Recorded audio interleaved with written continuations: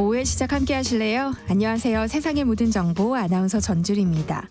국회 원구성을 둘러싼 여야의 대치가 좀처럼 해소되지 못하고 있죠. 민주당은 일하는 국회를 만들겠다며 단독으로 상임위를 가동했고, 국민의힘은 민생을 챙기겠다면서 자체 특위를 구성했는데요. 국회가 사실상 두 개로 나눠진 상황. 대체 어떻게 봐야 하는 걸까요? 이런 가운데 검찰이 민주당 이재명 대표를 대북 송금 사건으로 추가 기소하면서 여야의 공방은 더 거세지는 분위기인데요. 정치권 움직임 잠시 뒤 여의도 인포메이션 코너에서 꼼꼼히 살펴보겠습니다. 무더위가 예년보다 빨리 찾아오면서 온열 질환자가 급증하고 있다는데요. 이런 때 운동은 어떻게 해야 하는 걸까요? 오늘 똑똑 라디오 주치 코너에서는 여름철 건강관리법과 운동법에 대해서 알려드릴 예정이니까요. 궁금한 분들 계속해서 함께해 주세요. 저희 방송은 KBS 1라디오 유튜브 채널을 통해서도 실시간으로 시청 참여하실 수 있습니다. 많은 관심 부탁드리면서 KBS 세상의 모든 정보 지금 시작합니다.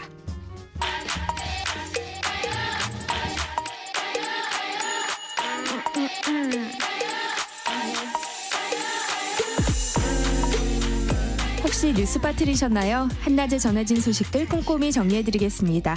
오늘의 뉴스 조현정 시사평론가와 함께합니다. 안녕하세요. 네, 안녕하세요. 네, 오는 18일 의료 공백에 대한 우려가 커지고 있어요.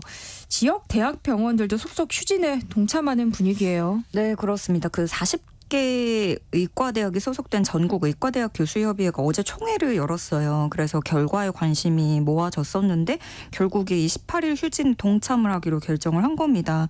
필수 과목은 진료를 한다고는 하지만 대부분 휴진을 하는 거고요. 부산 지역에서는 부산대 의대가 교수 200여 명이 넘게 휴진에 참여할 것으로 관측이 되고 동아대, 고신대 등 휴진 참여가 더 늘어날 것으로 보입니다. 또 호남 지역에서는 전남대병원, 화순전남대병원, 빛고을 전남대병원이 휴진을 하고 충북대병원도 무기한 휴진을 결정했습니다. 그런 와중에도 또 정상진료를 결정한 병원들도 있는데요. 충남대병원, 건양대병원, 대전성모, 대전의지대병원 여기는 휴진에 대해서 논의한 바 없고 정상진료를 이어간다는 소식이고요. 강원 지역에서는 원주 세브란스 기독병원, 강릉 아산, 한림대 춘천 성심병원 등도 정상 운영 쪽으로 가닥을 잡고 있는 것으로 들려옵니다. 또 경북대병원도 단체 행동을 하지 않는다는 기조를 유지하고 있다고 전해지고 있습니다. 네, 이 마취통증의학 의사들은 집단 휴진에 동참하지 않기로 했는데요. 그렇다고 해서 정부의 뜻에 동조하는 건 아니라는 점을 강조하고 있다고요. 네, 이 응급의학과나 마취통증학과는 정말로 응급실을 지켜야 하는 필수 분과잖아요. 네. 그래서 집단 휴진에 동참을 하진 않지만 그러면서도 또 전공의들과 의대생들의 선도적인 투쟁을 적극 지지한다고 밝혔습니다. 그러니까 현장에 우리가 남는다고 해서 정부 뜻에 동조하는 게 아니다라는 점을 분명히 하고 있는 건데요. 네. 응급의학과 비대위는 이렇게 얘기를 하고 있습니다. 정부는 처음부터 응급의료 체계에 문제가 없다고 이야기를 하고 있는데 그건 거짓말이고 실제로는 평소에 그 절반 가까운 기능 축소를 통해서 간신히 붕괴를 막은 것이기 때문에 이것은 절대 지속 가능하지 않다. 이렇게 비판을 했습니다. 이거는 대표적인 기피과에서 또 휴진의 물결 속에도 현장을 지키고 있는 당사자들이 정부 대응이 현실에서는 상당히 문제를 초래하고 있다라는 지적을 하는 그런 부분인 거죠. 네. 그리고 또 무엇보다 우려스러운 건 이들이 오는 18일 이후에 중증 환자 제외한 응급진료가 이전처럼 작동하긴 어려울 것이다. 이렇게 또 전망을 하고 있고요. 다음으로도 마취통증의학회는 일단은 현장에 남는데 문제는 조만간 회의를 소집한다고 해요. 그래서 마취진료 전면 휴진에 대해서 논의를 한다고 하는데 근데 마취진료가 마비가 되면은 사실 응급실이나 중환자실을 남긴다고 해서 이게 대응할 수 있는 일이 아니라 네. 상당히 걱정이 되는 부분이고 한편 서울대 의대 교수들은 오늘 오후 4시에 환자 단체들의 우려 또 휴진 이후에 진료 운영을 어떻게 할 건지 이런 여러 가지 입장을 발표한다는 소식입니다. 네. 정부는 의대 교수들의 휴진율이 높지 않을 거라고 예상하고 있는데요. 이를 두고 정부의 인식이 현실과 너무 동떨어진 게 아니냐 이런 비판도 나오고 있어요. 네, 지금 의대 교수들이 휴진에 대해서 굉장히 많은 지지를 보내고 있어요. 그러니까 서울 아산병원에서는 94%가 찬성을 했고 고려대 의료원도 90% 이상이 휴진에 찬성을 했는데 그러니까 이전하고 다른 게 있다면 이 교수들도 많이 등을 돌린 거죠. 정부와의 골이 많이 깊어졌고 의대 교수들의 피로도 또한 너무 높아졌다는 점, 이런 것들을 차이점으로 볼 수 있겠습니다. 그러다 보니까 의사들은 이 정부 브리핑을 두고 딴 나라 사시는 분 같다 이렇게 토로를 하기도 하는데, 물론 그런 건 있겠죠. 투표에 의사를 표시한다고 해서 이게 다 실제로 휴진을 하는 건 아니니까 그런 차이는 있겠습니다. 그렇기 때문에 정부도 이 실질 휴진율은 높지 않을 것이다 이렇게 판단을 하고 있는 건데, 여기에다가 또 뭐 병원 상황이라든가 이미 감당해야 될 수많은 환자들이 있어서 뭐 교수들이 떠나지 못하는 변수들은 뭐 충분히 많겠습니다만 지금 정부는 진료 체계가 잘 돌아가고 있고 그 환자 분산이 적절하게 이루어지면서 대응을 잘 하고 있다라고 밝혀왔지만, 막상 병원에서 체감하는 환자들의 현실은 이게 급박한데 간단한 처치도 받지 못하는 그런 경우도 많거든요. 그런데 의사도 환자를 지켜야 되는 업인 것이 분명하지만 정부 역시 그 어느 상황에서도 국민을 보호해야 된다는 점에서 환자들의 현실과 동떨어진 발언만 이어간다면 이 환자들의 고통은 헤아려 줄 곳이 없게 되는 거죠. 예. 네.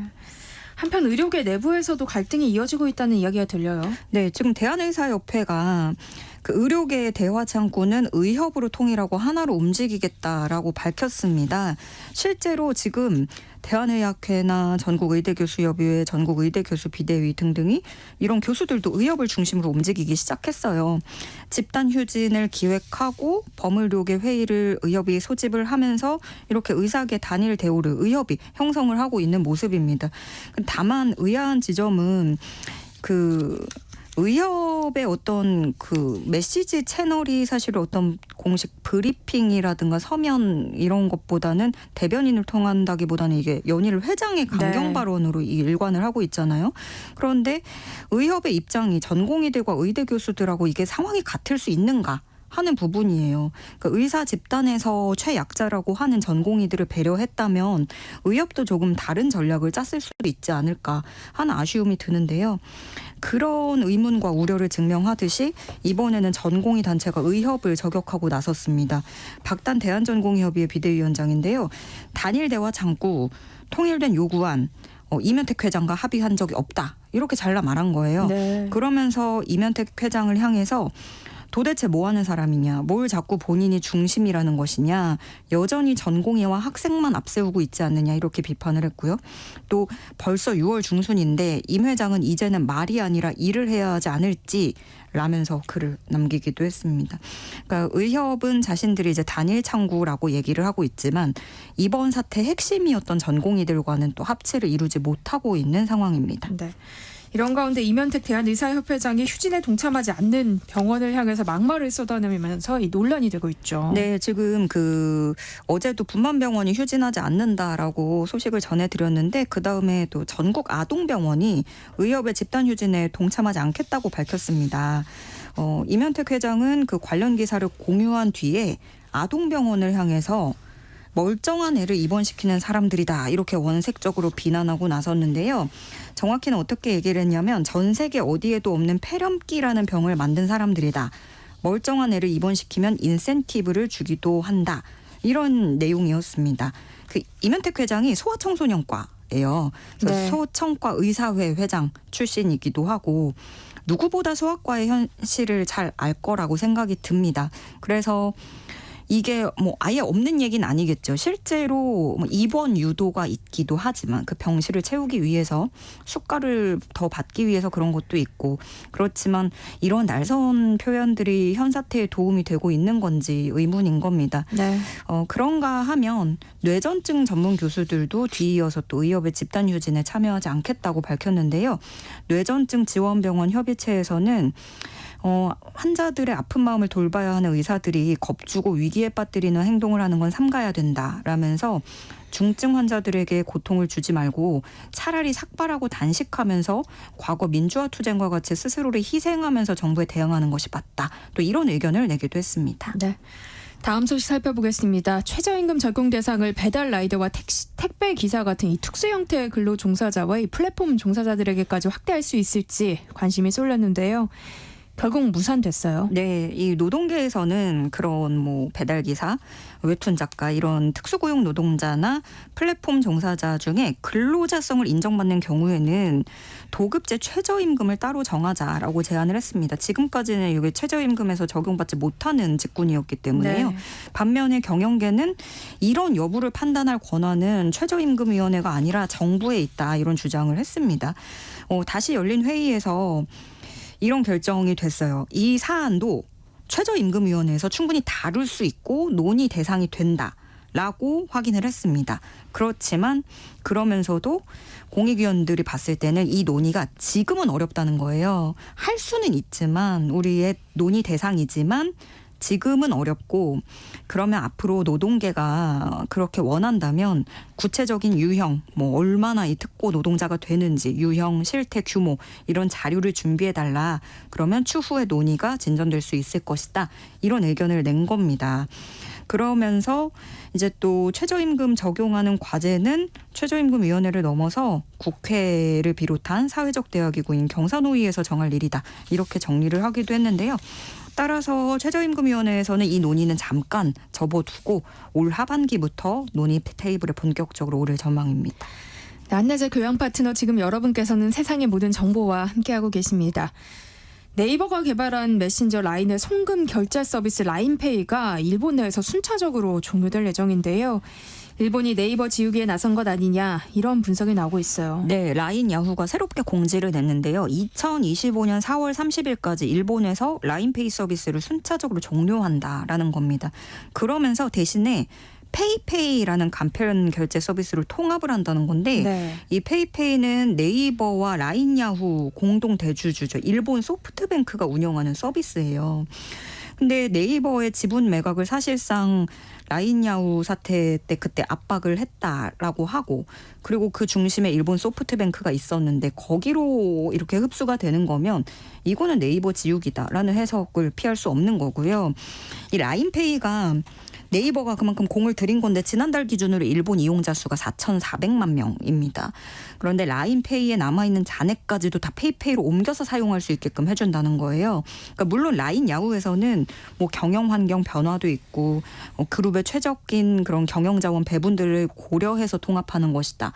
얘기를 하고는 있지만 이거는 굉장히 표면적인 이유로 보여질 수밖에 없는 네. 겁니다.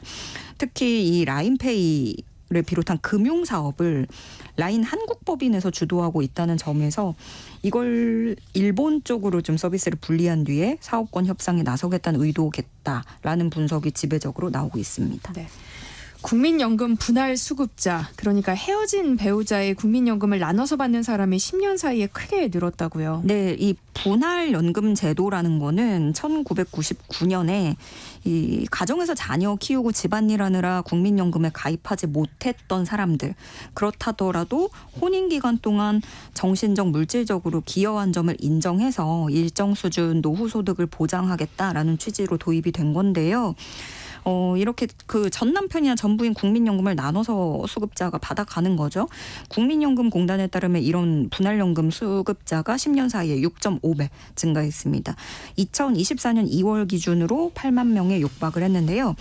이게 또 분할연금 청구하려면 사실 또 과정이 까다로워요. 그래서 뭐 이혼하고 싶어도 몇 년 더 이제 뭐 살아야 된다 이런 말도 하는데 일단은 먼저 이혼을 해야 자격이 생기고 또 이혼한 배우자의 국민연금 가입 기간에 혼인 유지 기간이 5년 이상이어야 됩니다. 그러면서 또 이혼한 배우자가 노령연금 수급권자여야 되고요.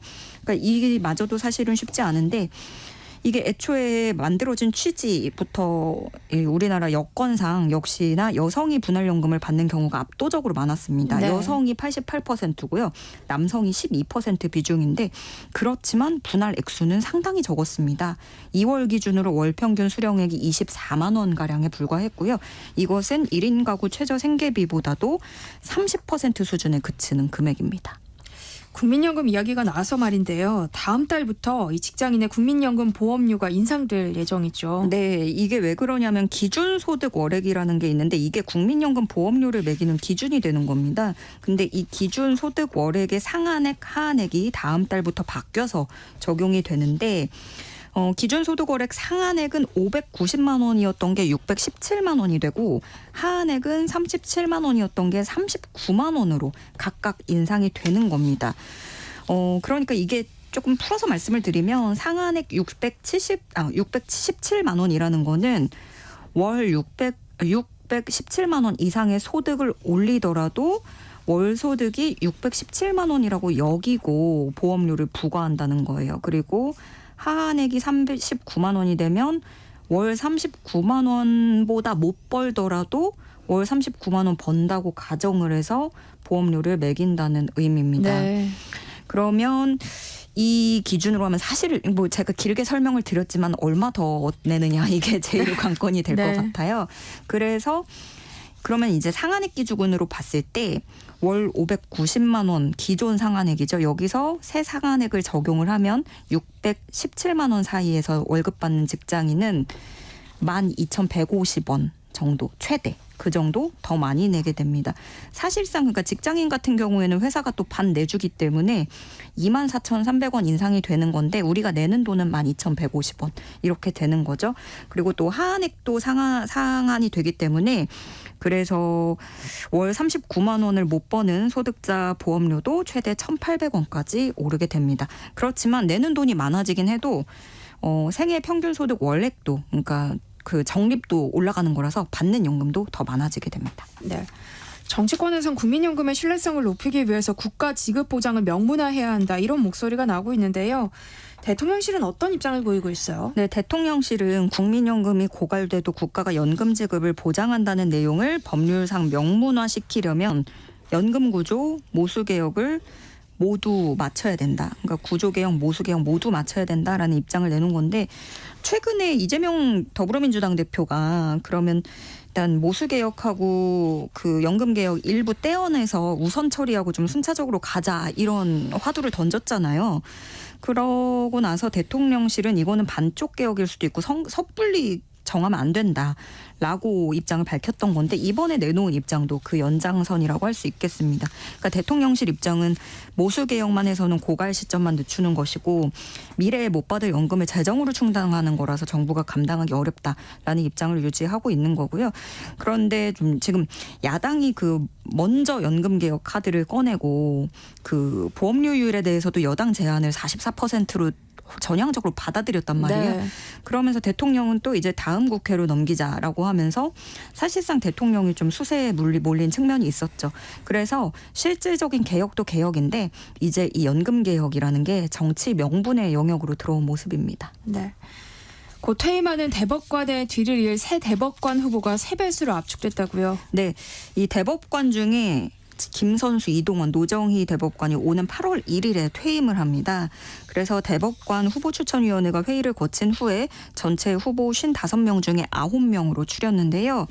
대부분 보니까 고법 부장판사급이 주를 이루고 있습니다. 9명 중에 8명이 현직 법관이고 변호사 1명이 있는데 이걸 포함해도 9명 모두가 전현직 법관 출신입니다. 9명 중에 여성 후보는 3명이었고요. 검찰 등 비법관 출신은 후보에 오르지 못했습니다. 그리고 좀 눈에 띄는 건 사법 역사상 처음으로 낙마한 대법원장 후보자가 대법관 후보 심사에 동의해서 논란이 됐던 인물인데 이균용 서울고법 부장판사는 탈락을 했고요. 그리고 또 최태원 SK그룹 회장과 노소영 아트센터 나비관장 이혼 소송 항소심 재판장을 맡아서 1조가 넘는 재산분할 판결을 내린 김시철 서울고법 부장판사도 이름을 올리지 못했습니다. 이게 논란이 됐던 후보들 포함시킬지 여부를 두고 굉장히 경론이 오갔었다고 해요. 이제 대법원장은 이 9명의 주요 판결이나 그동안 해왔던 업무 내용을 공개하게 되고요. 그러고 나서 오늘 19일까지 의견을 수렴한 뒤에 후보자 3명을 선정해서 윤 대통령에게 임명을 제청하게 됩니다. 네, 푸틴 러시아 대통령의 방북이 임박했다는 보도가 잇따르는 가운데 북한 내에서 관련 움직임이 포착됐다고요. 네, 미국의 소리 방송이 14일자로 보도를 했는데요. 북한 내 대표적 귀빈 숙소인 평양 백화원 영빈관 입구에 붉은색 물체가 설치됐다. 없었던 건데 최근에 설치된 것을 포착했다라는 건데요. 이 붉은 물체의 용도를 정확히 파악하긴 어렵지만 그 며칠 전에 김일성 광장에 대형 구조물이 설치된 정황이 포착된 것과 마찬가지로 역시나 뭐 푸틴 맞이 차원에서 단장하는 것으로 보여지고요. 이 백화원 영빈관은 역대 우리나라 대통령들도 북한을 방문했을 때 사용을 했던 숙소고 고이즈미 주니치로 일본 총리라든가 빌 클린턴 미국 전 대통령도 방북할 때 머물렀던 곳입니다. 그런데 그 후에 이 머무른 일들이 지나고 나서 가장 최근인 2019년에는 시진핑 국가 주석이 그 금수산 영빈관 여기가 새로 지은 곳인데 여기를 이용했거든요. 그래서 이번에도 여기는 그냥 행사 장소로만 쓰고 푸틴 대통령은 금수산 영빈관에 머물 가능성도 나오고 있습니다. 네, 오늘의 뉴스 여기까지 하겠습니다. 조현정 시사평론가와 함께했습니다. 고맙습니다. 네, 고맙습니다. KBS 1라디오 세상의 모든 정보 함께하고 계신 지금 시각은 12시 40분입니다. 이 시각 교통정보 알아봅니다. 이 시각 교통정보입니다. 볕이 뜨거워서 운전하기도 쉽지 않으시죠? 점심시간이 되면서 도로 상황은 점차 나아지고 있습니다. 하지만 평소 같은 시각보다는 막히는 곳이 많은 편입니다. 경부고속도로 부산 쪽은 천안 지역 정체가 특히 눈에 띄는데요. 천안 부근에서 목천 쪽으로 천천히 가고 있습니다. 사고 때문에 막히는 곳들도 있습니다. 중앙고속도로 춘천 쪽으로 안동 휴게소 부근의 정체가 바로 사고 때문입니다. 화물차에 싣고 가던 흙을 쏟았습니다. 2차로와 갓길에서 처리 작업을 하고 있고요. 2km가량 영향을 받고 있습니다. 순천 완주고속도로 완주 쪽으로는 남원주 분기점 부근입니다. 화물차 관련 사고가 났습니다. 사고 차량들 사이로 차량들이 겨우겨우 운행이 가능하고요. 9번길을 지나자마자 정체를 만나게 되니까요. 2차 사고 나지 않도록 정말 조심조심 안전운전 하셔야겠습니다. KBS 교통정보센터에서 이현입니다.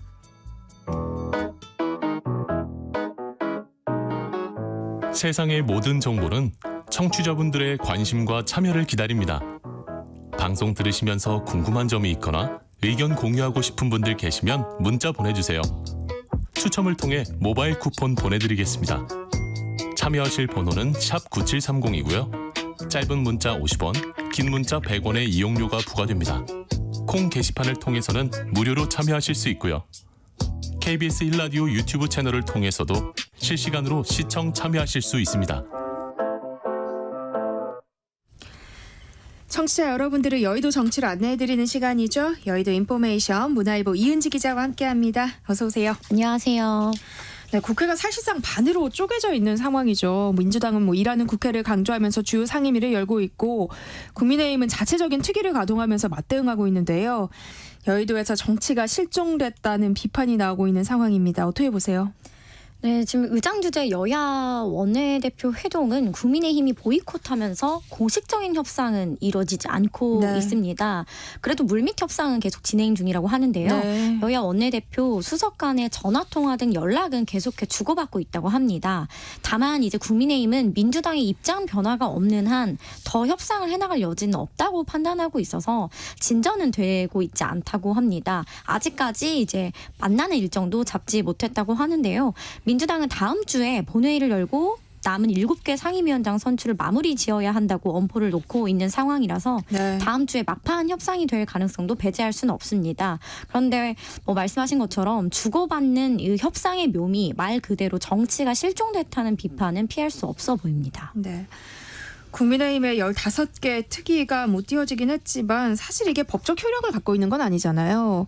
입법 기능이 없는 특위를 장기적으로 가져가는 건 여당으로서도 부담이 될 것 같은데 당내 기류는 어때요? 네, 맞습니다. 당 내에서도 입법의 문턱인 상임위를 내버려 둔 채 입법권이 없는 특위를 통해서 법안과 현안 논의를 하는 게 대체 무슨 의미가 있느냐라는 자조적인 목소리가 나오고 있고요. 한 의원은 이게 소꿉장난하는 것도 아니고 실효성이 하나도 없지 않느냐라고 네. 말도 했습니다.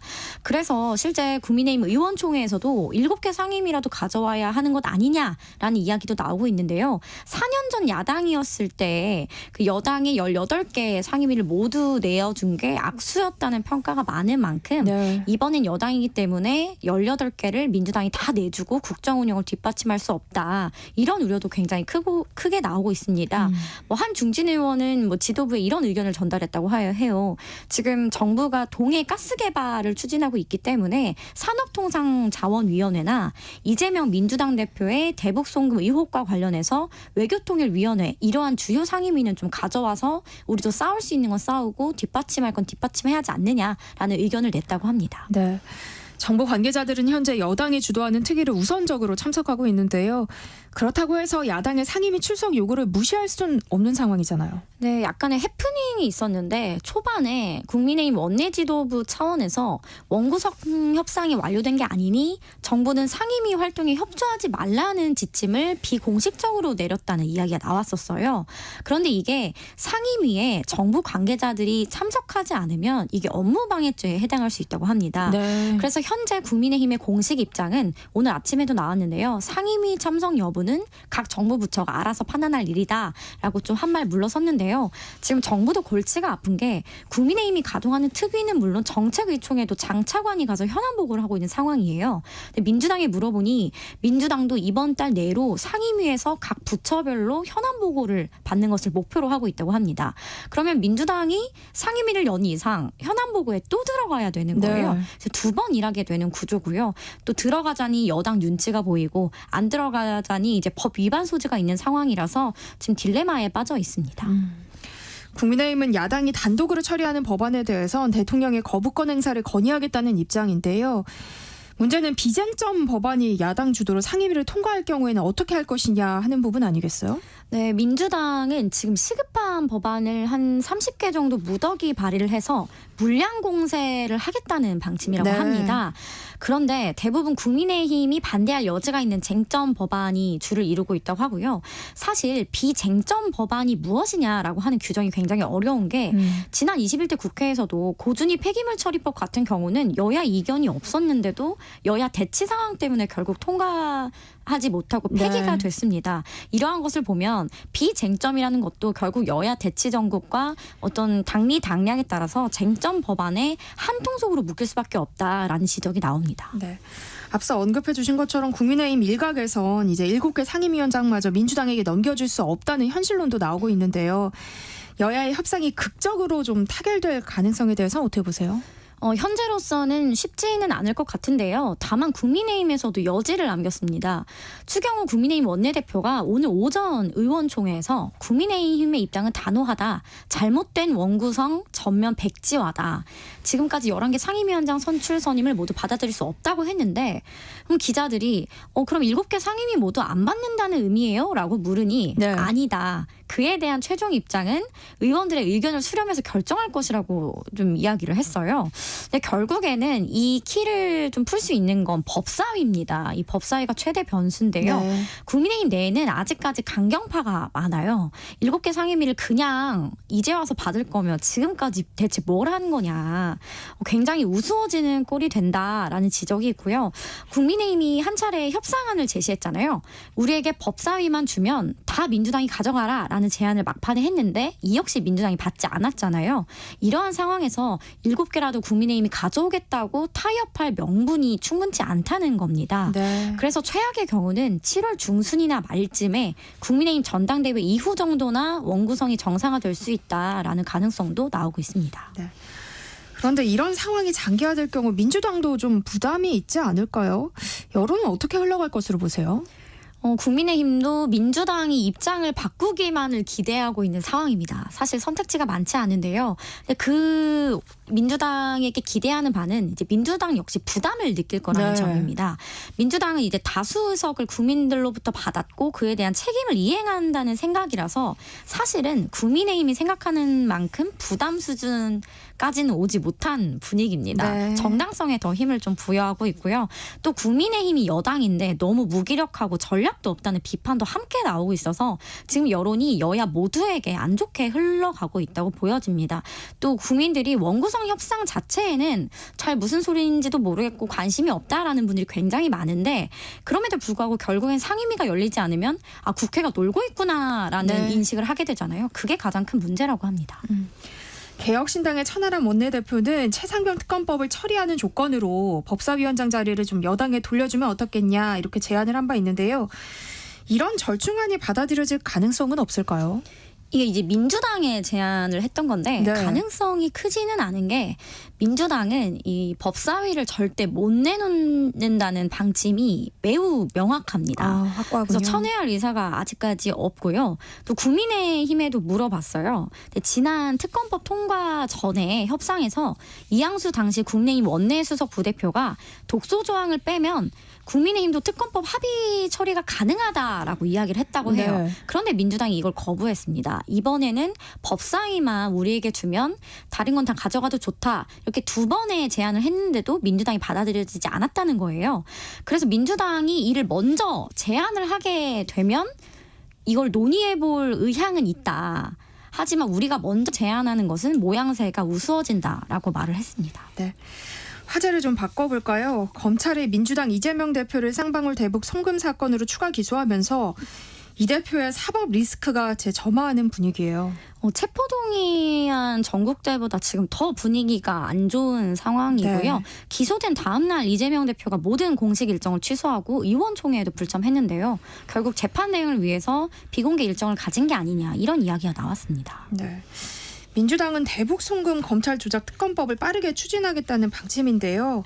여기엔 어떤 내용이 담겼어요? 네, 특별 검사를 임명해서 쌍방울의 대북 송금 사건 전반을 전면 재수사해야 한다라는 내용이 담겨 있고요. 이 특검법 가동 시에 이 특검의 역할 중에는 검찰이 증인을 회유해서 거짓 증언을 받아내는 등 이제 위법하게 수사한 지점이 없는지를 살펴보게 돼 있습니다. 결국 이 대북 송금 재판에서 검찰의 증인 회유, 거짓 증언 문제가 계속 쟁점이 됐는데요. 이제 민주당의 전략은 이 검찰 기소의 정당성에 흠집을 내겠다는 겁니다. 어쨌거나 민주당 이재명 대표가 4개의 재판을 동시에 받게 됐어요. 이런 상황이 이재명 대표의 연임론에 변수로 작용할 가능성에 대해서는 어떻게 보세요? 네, 확실히 그 전까지는 연임이 기정사실화되는 네. 분위기였는데요. 기소가 되면서 이제 너무나 그 많은 증거들이 유죄 판결의 근거가 됐어요. 그래서 이러한 것들이 좀 이재명 대표 재판에도 충분히 영향을 미칠 수 있다고 하고요. 또 재판부도 동일합니다. 그래서 우려가 나오고 있는 게 사실이고요. 근데 다만 지금 민주당이 굉장히 강경한 모드로 나오고 있고 오히려 지지층은 결집하는 좀 분위기들이 네. 있어서 이 부당한 수사와 기소라고 주장하는 만큼 더욱 강한 리더십으로 정부와 검찰이 세게 싸워야 한다. 이런 강경파의 목소리도 있습니다. 만일 하급심 중에 하나라도 유죄 판결이 나올 경우 헌법 84조 논란이 가열될 것이란 관측도 나오고 있잖아요. 네, 한동훈 전 국민의힘 비대위원장이 쏘아 올린 논쟁이죠. 네. 이제 헌법 제84조에 대통령은 소추되지 아니한다라는 문구를 어떻게 해석하느냐예요. 한 전 위원장의 주장은 진행 중인 형사 재판은 형사 피고인이 대통령이 된다고 해서 중단되지 않는다고 본다라고 주장을 했는데요. 그러면서 84조에서 말하는 소추는 소송의 제기만을 의미하는 것이고 재판은 계속 진행된다라고 주장을 했습니다. 네. 그래서 이는 사실 이재명 민주당 대표를 겨냥한 것이죠. 헌법학자들 사이에서도 의견이 갈리고 있는데요. 이 논란의 답이 무엇이냐를 떠나서 이것 자체가 지금 화두가 되는 것만으로 기소된 채 대권을 준비해야 하는 이재명 대표에게는 리스크로 작용할 수밖에 없습니다. 네. 이제 여당 상황도 살펴보겠습니다. 국민의힘 비대위가 이 당신 100%였던 기존의 경선 규칙을 바꿔서 당원 투표 80%, 국민 여론조사 20%로 이제 당대표를 선출하기로 했는데요. 이런 결정이 나오게 된 배경은 뭔가요? 가장 컸던 부분은 황우여 비대위원장이 4선 이상 중진 의원들과 회의를 거쳤는데요. 그 자리에서 대다수 의견이 전당대회는 이제 몇 개 없는 당원들이 권리를 행사하는 장이다. 그 취지에 맞게 당원 투표를 너무 축소하면 안 된다라는 의견이 나왔고 8대 2가 한 10명 정도 14명 중에 10명이 8대 2를 주장했다고 합니다. 네. 근데 지금 이제 중진 의원 18명 중에 10명이 영남 의원이에요. 영남 출신에. 그래서 때문에 이제 수도권 의원들은 도로 영남당으로 가자는 거냐, 선거에 지고도 개혁 의지가 없다라고 공개 비판을 쏟아냈습니다. 네. 이런 변화가 향후 당권 구도에는 어떤 영향을 미치겠느냐 하는 부분이 관심인데요. 어떤 전망이 나오고 있어요? 사실 전대 비율이 어떻게 되든 어차피 대표는 한동훈이다. 어대한 분위기를 크게 바꾸진 못할 것으로 보고 있는데요. 네. 다만 지금 변수로 떠오르고 있는 게 이 험지인 서울 도봉갑에서 당선된 김재섭 의원의 출마 여부입니다. 오늘 출마 여부를 묻는 질문에 제 정치적 소임은 친윤이란 이름으로 당을 망쳐놓은 사람들을 개혁하는 것이라고 반윤석열을 자처했는데요. 네. 때문에 김재섭 의원이 나오면 좀 흥행할 수 있다. 그런 기대도 나오고 있습니다. 네. 한동훈 전 비대위원장의 등판이 가져올 파장에 대해서는 어떻게 보세요? 이제 지금 캠프를 꾸려서 사무실도 구하는 중이고 뭐 다음 주쯤 출마 선언도 할 거라고 보는데요.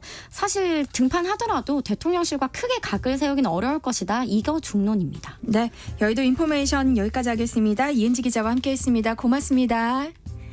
세상의 모든 정보 1부 순서 여기서 마무리하겠습니다. 그럼 전 잠시 후 2부에 돌아올게요.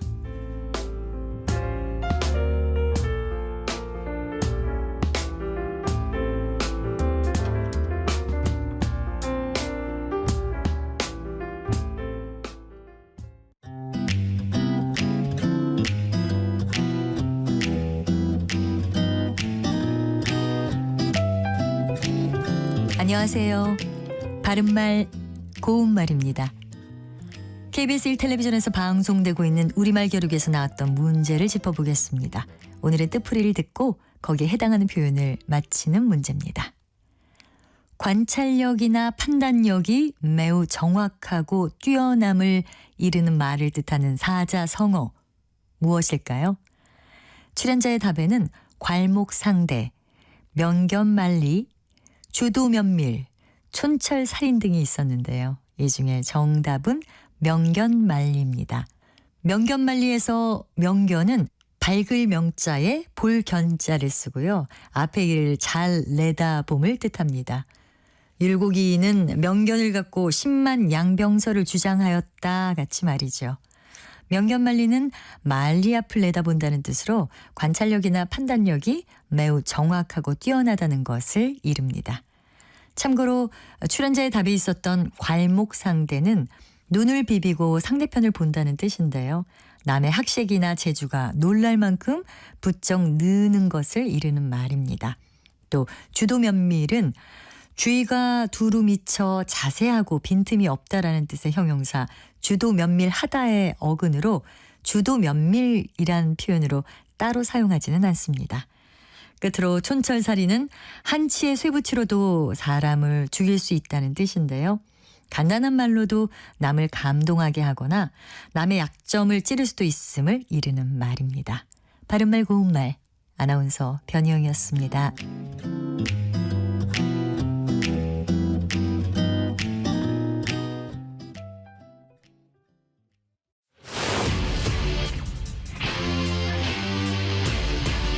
토론에 정답은 없습니다. 토론이 세상을 바꿀 수도 없습니다. 하지만 질문은 새로운 세상을 만들 수 있습니다. 질문으로 올바른 세상을 만드는 첫걸음. 평일 저녁 7시 20분 KBS 열린 토론.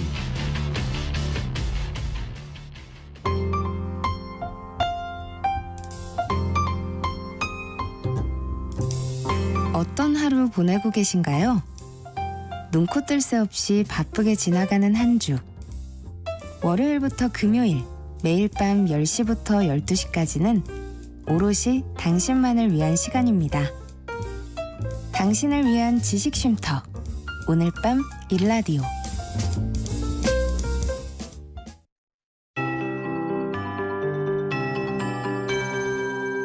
KBS 58분 날씨.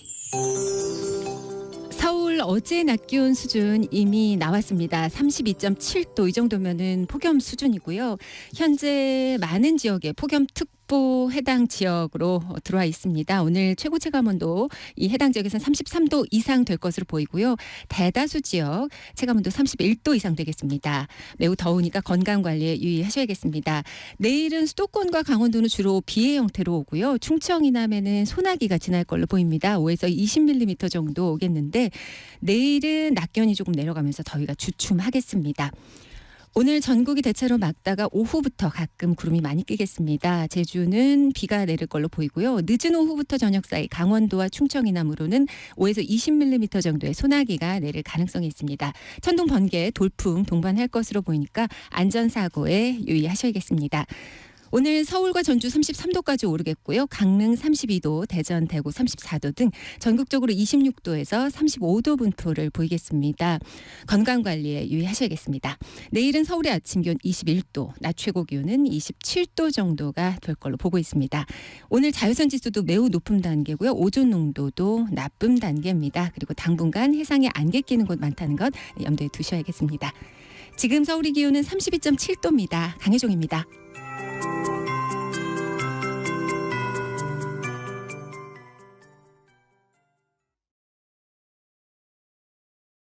정성을 다하는 국민의 방송 KBS가 한시를 알려드립니다.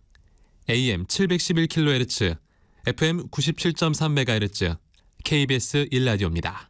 HLKA.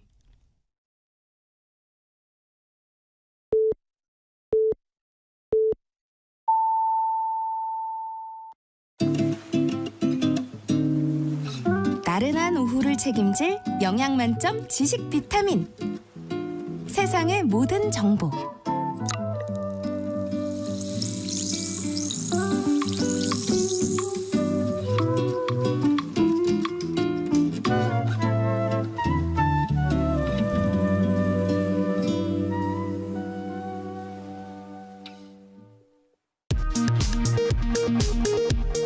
이 시각 라디오 정보센터 뉴스입니다. 국회 법제사법위원회가 해병대원 순직 사건 관계자에 대한 입법 청문회를 오는 21일에 실시하기로 했습니다. 국회 법사위는 여당의 불참속에 법사위의 4개 소위원회 위원도 선출했습니다. 국민의힘은 22대 국회 전반기 원구성 협상과 관련 더불어민주당의 11개 상임위원장을 야당이 단독 선출한 것을 백지화해야 협상을 재개할 수 있다고 밝혔습니다. 북한이 조만간 방북 예정인 푸틴 러시아 대통령을 맞이할 준비를 하는 동향이 평양 곳곳에서 포착됐습니다. 정부는 이번 방북이 러시아와 북한 간 군사협력 확대로 이어져선 안 된다는 점을 분명히 했습니다. 기획재정부는 최근 우리 경제에 대해 제조업과 수출 호조세의 내수 회복 조짐이 가세하며 경기 회복 흐름이 점차 확대되는 모습이라고 평가했습니다. 물가는 상승폭이 둔화됐다고 진단했습니다. 대한의사협회가 전면 휴진을 예고한 오는 18일 분만과 마취, 응급실 등을 담당하는 필수 의료 분야 의사들은 진료실을 지키기로 했습니다. 한편 이주호 사회부총리 겸 교육부 장관은 동맹 휴학 등으로 수업을 이수하지 못한 의대생에게 재이수 기회를 부여하기로 했습니다. 지금까지 라디오 정보센터 뉴스 정한나였습니다.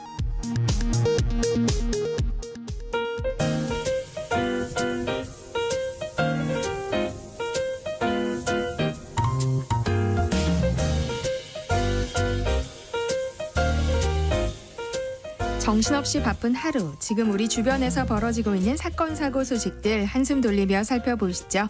하프타임 뉴스 임선우 뉴스캐스터와 함께합니다. 안녕하세요. 안녕하세요.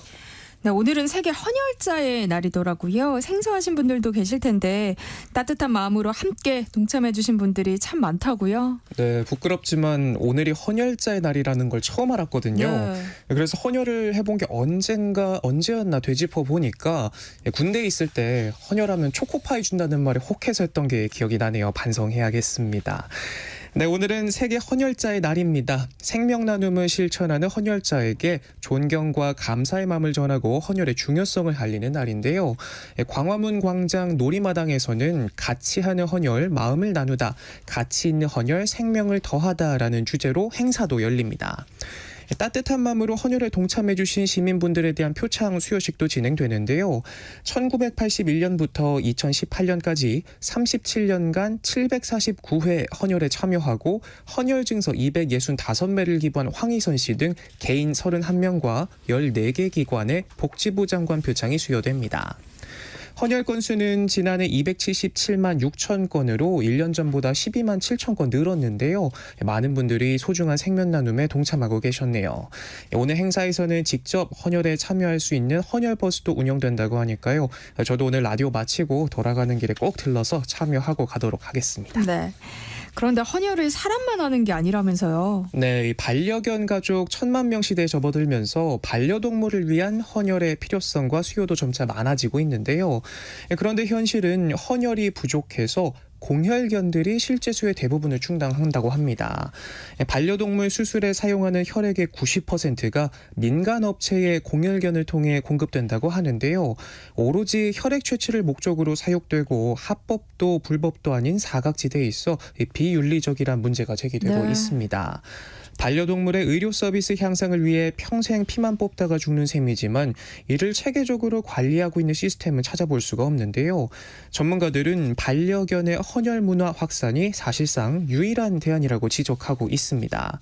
현재 전국 19개 협력병원과 민간 지원을 받아 세워진 센터는 헌혈견으로부터 연간 230리터를 공급받는데 필요한 수의 10분의 1 수준이라고 합니다. 네.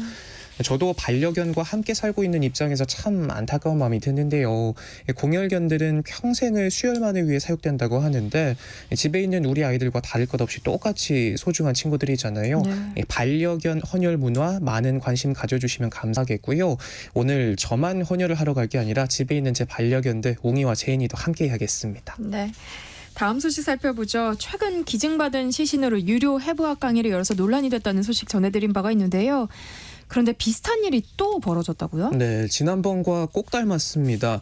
가톨릭 의대에 이어서 이번엔 연세대 의대에서도 한 사설업체가 카데바 해부용 시신을 활용해 헬스 트레이너와 물리치료사 등이 비의료인을 대상으로 유료 강의를 진행해 논란이 커지고 있습니다. 5시간 반 동안 진행된 이 강의의 수업료는 50만 원. 강사는 연세대 해부학교실 박사 후 연구원이었는데요. 올해 들어 총 4번의 수업이 열렸지만 연세대 의대 측은 현재 내부 조사 중이라며 말을 아끼고 있는데 이런 수업이 있는지조차 몰랐다고 합니다. 네. 그런데 강의를 맡았던 이 강사 자격도 없다고 하는데요. 박사 과정을 마치고 학교에서 조교 활동을 해온 연구원인데 시체 해부법에선 시체 해부를 진행할 수 있는 인물을 의학 교수로 규정하고 있습니다. 법적으로 자격이 없는 강사가 해부 수업을 한 건데 업체 측은 그저 이 같은 사실을 몰랐다고만 해명했습니다.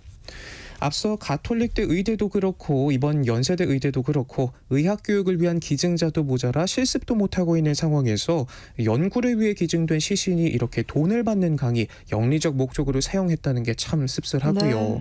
강의를 홍보하기 위해 내건 문구도 신선한 해부용 시신으로 진행됩니다라고 적거나 숭고한 뜻으로 시신을 기증한 고인과 유족들에 대한 예우도 전혀 찾아볼 수 없어서 더 화가 나네요. 네.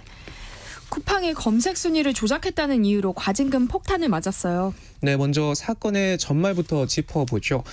쿠팡이 공정거래위원회로부터 과징금을 받게 됐는데 무려 1,400억 원대입니다. 유통업계 역대 최대 규모이기도 하고요. 지난해 쿠팡의 영업이익의 23%에 달합니다. 공정위는 쿠팡이 자사 제품에 가짜 리뷰를 작성하고 특정 상품에만 순위 점수를 가중부여하거나 실제 검색 결과를 무시하고 알고리즘을 건드려 순위를 인위적으로 조정해 자사 상품을 상위에 노출시켰다고 주장했는데요. 해당 프로모션 상품의 총 매출액은 76%, 고객당 노출수는 43% 넘게 증가했고 검색 순위 100위에 노출되는 비율도 기존 50%대에서 90%에 육박할 정도로 높아졌습니다. 이렇게 순위를 조작하면서도 쿠팡은 소비자들에게 해당 랭킹이 이 데이터를 바탕으로 한 검색 순위인 것처럼 안내했는데요. 이로 인해 소비자의 합리적 선택이 저해되고 공정한 경쟁을 통한 시장의 효율적 자원 배분이 왜곡됐다는 판단입니다. 네. 그런데 쿠팡 측은 이 같은 제재가 소비자의 막대한 피해로 이어질 수 있다고 주장하고 있어요. 또 제재를 하면 로켓 배송을 줄이겠다는 이야기까지 나온다고요.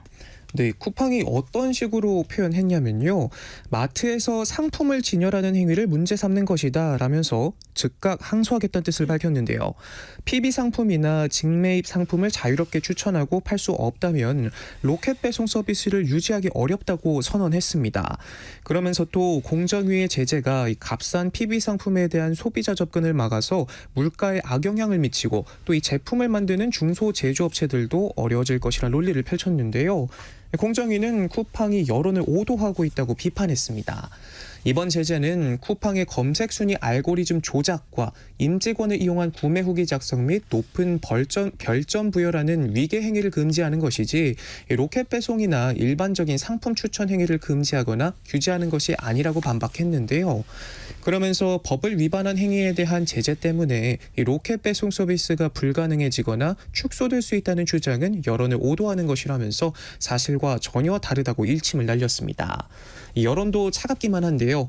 대놓고 대중을 호구로 보고 있다. 쿠팡이 망하지 소비자가 망하느냐라면서 이 쿠팡이 소비자에게 협박을 하고 있다는 지적하는 목소리도 나오고 있습니다. 네.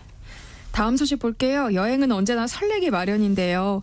여행길을 시작하기도 전에 비행기가 지연되면서 승객들이 큰 불편을 겪었다고요? 네, 어제 인천공항에서 일본 오사카로 갈 예정이었던 티웨이 여객기가 결함으로 출발이 지연돼 승객들이 큰 불편을 겪었는데요.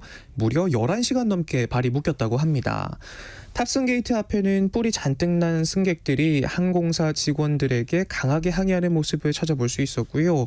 항공사 직원들은 달래보려 애썼지만 역부족이었습니다. 그럴 만도 한 게 애초 어제 정오쯤 이륙할 예정이었지만 기체 결함이 발견되면서 무려 11시간 넘게 출발이 밀려 피해가 속출했는데요.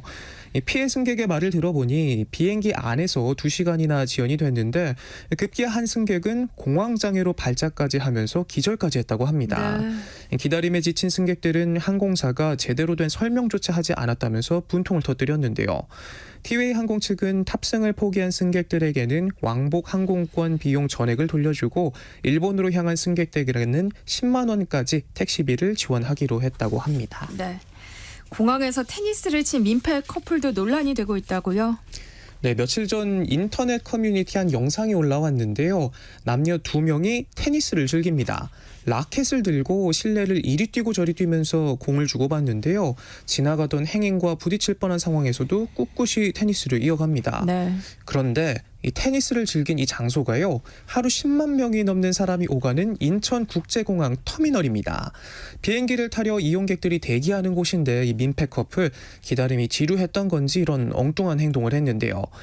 해당 영상은 온라인에서 빠르게 퍼졌고 비난이 쏟아지고 있습니다.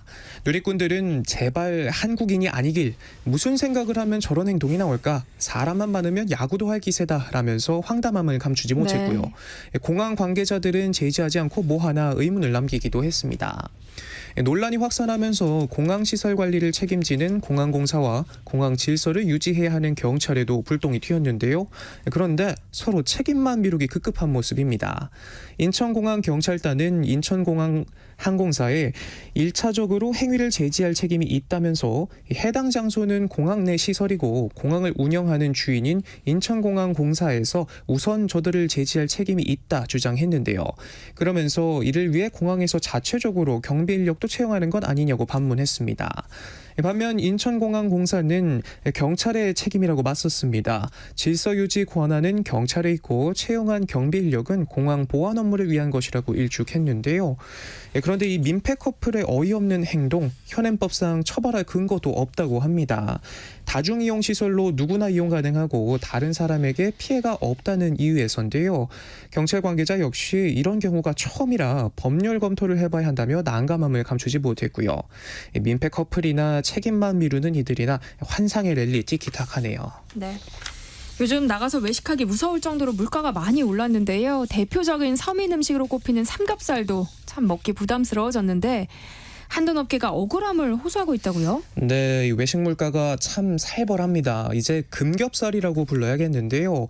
5월 서울 지역 삼겹살 1인분 평균 가격은 2만 83원으로 사상 처음으로 2만 원대를 돌파했습니다. 4월보다 102원 올랐고요. 1년 전과 비교하면 930원이나 올랐습니다. 네. 소비자들 사이에서 곧장 금겹살이라는 논란이 불거지자 한돈업계는 당혹감을 감추지 못하고 있는데요. 삼겹살 외식비가 오른 건 다른 비용들도 포함됐기 때문인데 돼지고기 가격만 오른 것으로 오해할 수 있다고 우려하고 있습니다. 급등의 원흉으로 한돈업계가 지목될까 하는 우려감과 동시에 최근 한돈 도매 가격 추락의 원인인 소비 침체가 더 심화할지 모른다는 불안감마저 호소하고 있는데요. 한돈 자조금은 곧장 설명 자료를 통해서 삼겹살 외식비 중 실제 삼겹살 가격이 차지하는 비율은 17% 내외에 불과하다면서 나머지 83%를 차지하고 있는 건 모두 기타 재반 비용이라고 강조했습니다. 식당과 삼겹살 가격이 뛴 게 한돈 도매 가격 때문이 아니라는 설명인데요. 네. 5월 다섯째 주 삼겹살 식육 포장 도매 가격은 전국 평균 1kg당 17,432원으로 1인분으로 환산하면 3,500원 수준입니다. 오히려 1년 전과 비교하면 약 11% 낮은 수치입니다.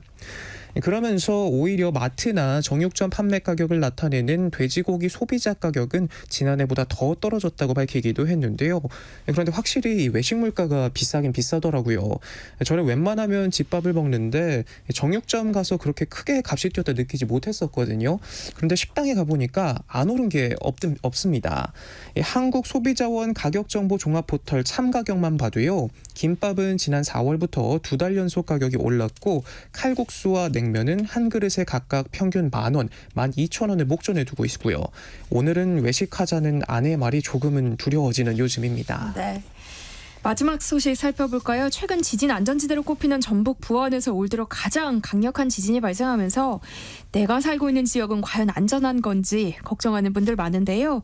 지진 위험도를 알 수 있는 방법이 없다고요? 네, 현재로서는 이 각 지역의 지진 위험도를 한눈에 볼 수 있는 디지털화된 공식 지도는 없는 실정입니다. 2017년 시작된 단층 연구 2단계가 마무리되는 2026년 이후에나 제작을 검토한다고 하는데요.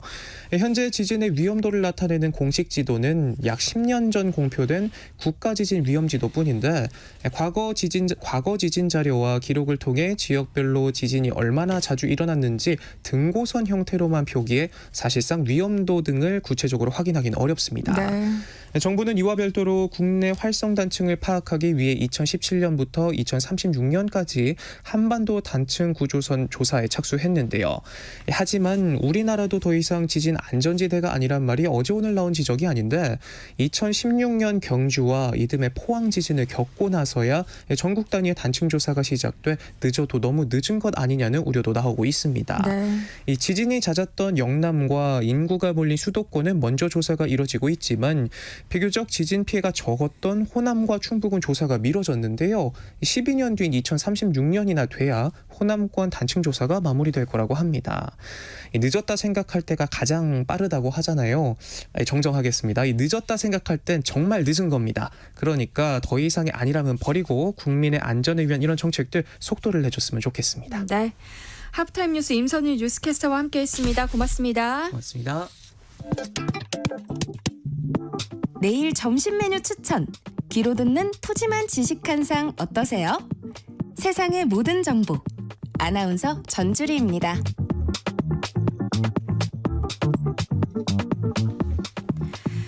벌써 무더위가 찾아왔는데요. 올여름은 지난해보다 더 더울 것이란 예보가 나온 만큼 건강관리에 유의해야 할 것 같습니다. 무더위에 운동을 쉬자니 건강이 걱정되고 그렇다고 운동량을 계속 유지하자니 탈진 혹은 탈수가 걱정된다 하시는 분들 오늘 방송에 귀 기울여 주시면 어떨까요? 똑똑 라디오 주치 오늘은 기능운동재활협회 한석규 대표를 모시고 여름철 건강관리법 일상에서 실천할 수 있는 운동법에 대해서 알아보는 특별한 시간 준비해봤습니다. 한 대표님 어서 오세요. 네, 안녕하세요. 한석규입니다. 네, 더위가 일찍 찾아오면서 이 본격적인 여름이 오지도 않았는데 벌써부터 지친다 이렇게 이야기하시는 분들 많더라고요. 이런 때 어떤 점을 가장 주의해야 할까요? 네, 온열 질환을 가장 주의해야 합니다. 올해는 지난해보다 40%나 온열 질환자가 벌써 증가했습니다. 이 온열 질환이라는 것은 햇볕 등에 장시간 노출되었을 때 발생하는 질환인데 두통이나 어지럼증, 그리고 근육 경련, 피로감, 의식 저하 등의 증상을 보입니다. 그렇기 때문에 폭염주의보가 있거나 한여름에는 낮에 활동하는 시간을 줄이시는 것이 좋고 충분한 수분 보충을 해주시는 것이 좋습니다. 네. 그러게요. 여름철에 건강을 해칠 수 있는 잘못된 습관이 있다면서요. 네, 뭐 저도 그렇긴 한데 날씨가 더워지면 아무래도 시원하게 착용할 수 있는 여름 신발을 많이 신으십니다. 슬리퍼나 샌들 같은 게 대표적인데요. 네. 이거를 많이 사용하다 보면 걸을 때마다 찌릿찌릿한 족부 질환을 많이 호소하시기도 합니다. 네. 또 요즘 고무 소재로 만든 이렇게 구멍이 뚫린 신발이 유행이잖아요. 근데 이게 발 건강에 괜찮을까요? 네, 다들 알고 계시는 요 구멍이 뚫린 신발 많이 네. 사용하시는데요. 비교적 뒤꿈치를 잡아주는 밴드가 있기 때문에 괜찮을 수 있지만 이 밴드를 걸지 않고 신게 되면 슬리퍼와 같기 때문에 실외화로는 추천드리지 않습니다. 흔히들 발이 아프면 족저근막염이 아닌가 의심을 해보는데요. 이 족저근막염도 말씀하신 족부 질환의 일환인 거죠? 네, 맞습니다. 많은 분들이 힘들어하시는 족저근막염도 족부 질환입니다. 특히 아침에 일어나서 첫발을 디딜 때 통증이 심하거나 뒤꿈치를 십자 모양으로 4등분했을 때 발가락 쪽 안쪽 부위를 눌렀을 때 통증이 심하다면 족저근막염을 의심할 수 있습니다. 네. 하지만 통증의 이유가 단순한 염증이 아니라 골극이 자라있거나 근막에 손상이 있다든지 할 수 있기 때문에 꼭 전문의의 진료를 받아보시는 걸 권합니다. 그러니까 걸을 때마다 발이 찌릿찌릿하다면 어떻게 해야 하나요? 사실 이게 통증이 계속되면 뭐 여러 가지로 스트레스를 많이 받으실 수 있습니다. 네. 그래서 가장 간편하게 할 수 있는 방법으로는 골프공이나 야구공 같이 좀 딱딱한 구형의 물체로 발바닥에 체중을 실어서 마사지 해주시는 것이 좋은 방법이고요. 라디오를 청취하실 때나 뭐 드라마 같은 거 보실 때 뭐 좋아하는 배우나 뭐 어떤 상황에서 그때마다 내가 정해놓고 마사지를 해주시면 좀 더 잘 챙겨서 하실 수 있고요. 이런 마사지를 해도 걷기가 힘들다면 더 강하게 자극을 하는 것보다는 병원에 가시는 걸 권해드립니다. 그렇군요. 또 최근 중장년층을 중심으로 맨발 걷기가 유행처럼 번지고 있잖아요. 발 건강을 생각했을 때 이건 괜찮은 거예요? 요즘 공원에 가면 맨발로 걷는 분들을 많이 만나볼 수 있습니다. 또 자갈이나 진흙 같은 것으로 코스를 만들어 놓은 곳들도 많이 생기고 있어요. 이 맨발 걷기는 발바닥에 있는 작은 근육들이나 신경을 자극하기 때문에 발바닥에 잠들어 있는 근육들을 깨우기에도 좋고 여러 가지 자극들로 인해서 발목에 뭐 균형 감각이 생긴다든지 하는 좋은 점들이 있습니다. 네. 하지만 이 길에는 여러 가지 균들이 있을 수 있고 발바닥에 작은 상처들로 감염의 우려가 생길 수 있어요. 그래서 당뇨나 말초혈관 질환 등 같은 이 감염에 대한 위험 요소를 가지고 있는 분들에게는 권하지 않고 걷기 전과 직후에 꼭 청결하게 세족하시는 걸 추천해 드립니다. 네. 오늘 똑똑 라디오 주치의 코너에서는 여름철 운동법 그리고 건강관리법에 대해서 이야기 나눠볼 예정인데요. 관련해서 궁금한 점 있으신 분들 문자 보내주시기 바랍니다. 참여하실 번호는 샵 9730번이고요. 짧은 문자 50원, 긴 문자는 100원의 정보 이용료 부과됩니다. 콩 게시판 KBS 일라디오 유튜브 채널을 통해서는 무료로 참여하실 수 있으니까요. 많은 참여 부탁드립니다. 이제부터 본격적으로 운동 이야기를 해보면 좋을 것 같은데요. 날씨가 더워지면 꾸준히 해오던 운동도 하기가 좀 힘들어지고요. 쉽게 지치기도 하잖아요. 그럼에도 불구하고 운동은 계속하는 게 좋겠죠? 그렇지만 몸에서 힘들다는 신호를 보내면 쉬시는 게 좋습니다. 네. 그리고 내가 평소에 하던 운동량을 소화할 수 있는 환경을 만들어주시는 것도 좋은 방법이 될 수 있는데요. 뭐 골프나 테니스, 배드민턴 같이 실외에서 하시는 운동들을 뭐 실내에서 하시는 방법으로 장소를 바꿔보신다든지 네. 뭐 야외에서 해야 되는 등산 같은 경우에는 가급적 더운 날은 피하시고 평소보다 비교적 낮은 산을 오르는 것을 권해드립니다. 네. 요즘 또 마라톤이 유행이에요. 제 주변에도 이제 시작하시는 분들이 꽤 많은데요. 근데 이렇게 더운 날씨에 달리게 되면 아무래도 쉽게 지치잖아요. 요즘 같은 때 러닝할 때 좀 어떤 점에 주의하면 좋을까요? 가장 중요한 것은 수분 섭취와 수준에 맞는 달리기를 하는 것이 제일 중요합니다. 네. 그 러닝크루라고 하죠. 요즘에 20, 30대를 중심으로 한 달리기 모임이 많이 생기고 있습니다. 그래서 건강한 달리기를 배울 곳도 많아졌고 함께 달릴 사람들도 굉장히 많아졌습니다. 맞아요. 요즘같이 더운 날씨에는 이렇게 같이 달릴 수 있는 사람들이 있다는 게 굉장히 좋습니다. 이제 페이스 조절도 할 수 있고요. 그리고 넘어지거나 하는 상황에서도 잘 대처할 수 있기 때문에 같이 뛰는 것에 큰 도움이 될 수 있습니다. 네. 그리고 낮 시간대보단 저녁에 뛰는 것을 추천해 드리고요. 요즘 조명도 잘 돼 있고 뛸 수 있는 곳도 잘 돼 있기 때문에 이런 달리기 모임들도 야간에 많이 이루어지고 있습니다. 그리고 뭐 혼자 달릴 수도 있잖아요. 네. 혼자 달리는 분들이라면 가급적 운동하는 분들이 많은 트랙이나 운동장에서 달리는 것을 권해드립니다. 좀 사람들이 많은 곳에서 달리는 게 좋다는 말씀이신 것 같아요. 네, 맞습니다. 혹시 러닝화를 좀 올바르게 신는 법이 따로 있을까요? 실제로 운동화를 잘 못 신는 분들이 굉장히 많습니다. 운동화는 이 신발끈을 묶기 전에 발 뒤꿈치가 최대한 운동화에 밀착되게 만들어서 신어주는 것이 좋은데요. 네. 이때 신발 뒤 네. 올라온 구조물이 네. 아킬레스건을 잘 잡아주는 형태가 되는 것이 좋습니다. 그래서 발 앞쪽은 이제 발볼이 위치한 곳은 신발끈을 좀 여유 있게 묶고 발 등부터 발 목까지는 발이 앞으로 밀리지 않도록 타이트하게 묶어주는 것이 포인트가 될 수 있습니다. 그래서 이렇게 신발을 신고 내가 잘 신었는지 확인하시려면 발바닥을 땅에 밀착시키고 발을 앞으로 밀어봐서 내가 발이 앞에서 놀진 않는지 밀리지 않는지 확인할 수 있고요. 그리고 뒤꿈치를 걸고 신발을 벗으려고 했을 때 신발끈을 풀지 않고도 뒤꿈치가 들린다면 그것은 이제 제대로 착용하지 않은 것이기 때문에 다시 한번 잘 착용하시는 것을 권해드립니다. 대부분 신발끈 풀지 않고 신발 벗지 않나요? 네, 그러면 사실 신발 안에서 발이 노는 거라고 생각할 수 있고요. 그래서 뒤꿈치 부분이 계속 들렸다 이렇게 내려앉았다 하기 때문에 그러면서 발바닥 통증도 생길 수도 있고 종아리 근육도 그만큼 긴장을 더 많이 하기 때문에 특히 여성분들 종아리 두꺼워지는 거 싫은 분들은 운동화를 잘 신으시길 바랍니다. 꽉 매서 신어야겠네요. 해양 스포츠를 즐기기 위해서 여름만 기다리시는 분들도 많더라고요. 그런데 서핑이나 서핑보드, 다이빙 같은 스포츠를 하다가 크게 다치는 분들도 계시던데 어떤 점을 좀 조심하면 좋을까요? 요즘 서핑이 굉장히 큰 인기입니다. 동해안의 풍경이 굉장히 많이 바뀌었고요. 네. 이 서핑의 경우 대부분 이제 바다에서 이루어지고 옆 사람들 간의 의사소통이 어렵습니다. 그렇죠. 그렇기 때문에 라인업이라고 하는 이 파도를 잡는 순서에서 주변 사람들과의 충돌이 생기는 사고가 많이 발생합니다. 이러한 일이 생기지 않도록 서핑의 룰과 매너를 꼭 숙지하시는 것이 좋습니다. 그리고 계속해서 계곡에서 다이빙 하시는 분들이 많은데 다이빙이라는 것은 꼭 허가된 곳에서만 하시는 것을 권해드리고 네. 특히 계곡 같은 곳에 많은 비가 내리고 나면 물속 지형이 바뀌게 되기 때문에 내가 많이 갔던 곳이라고 하더라도 사고가 언제든지 날 수 있습니다. 그리고 항상 물놀이 전엔 충분히 이제 준비 운동을 하시는 것을 꼭 권해드립니다. 네.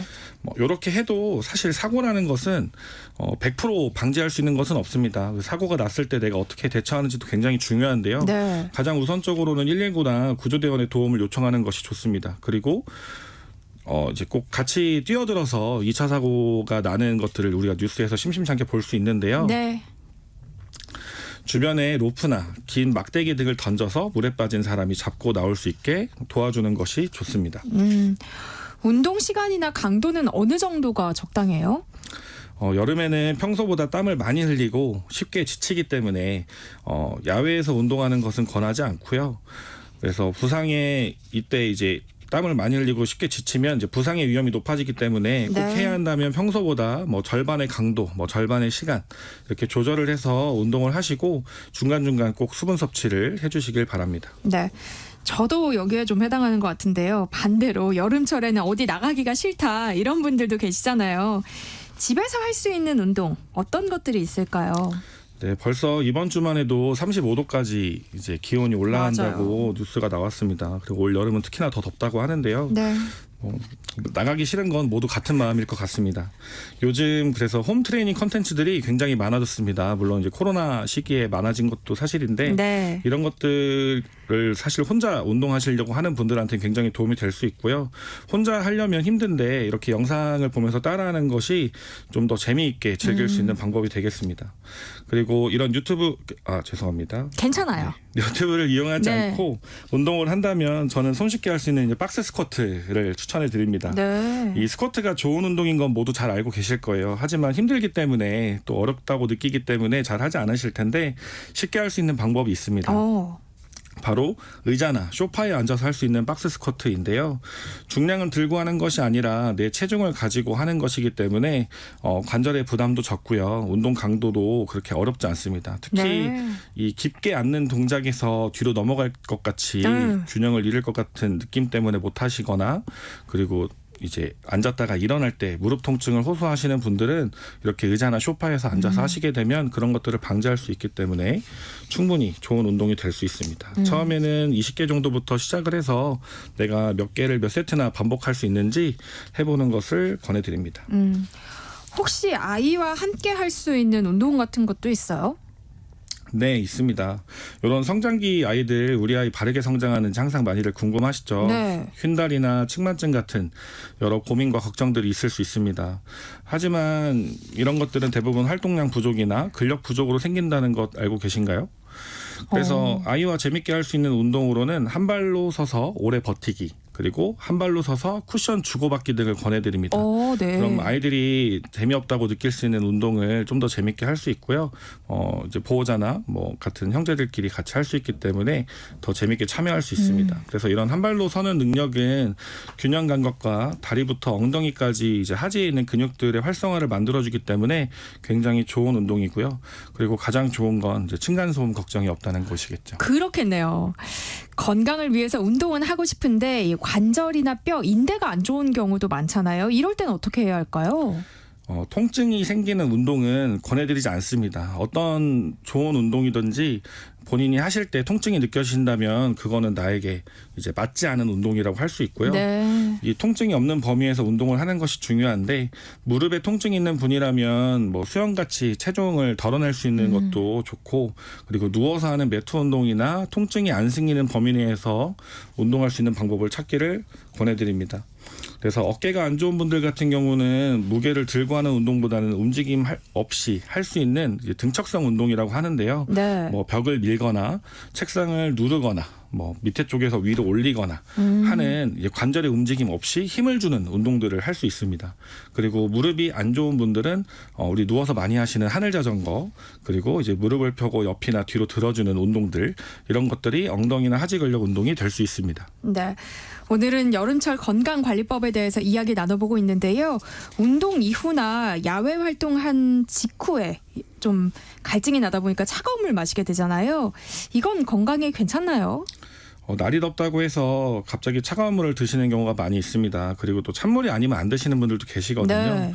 이렇게 될 경우에는 혈관이 갑자기 수축을 하면서 대사산물의 배출을 방해할 수도 있고요.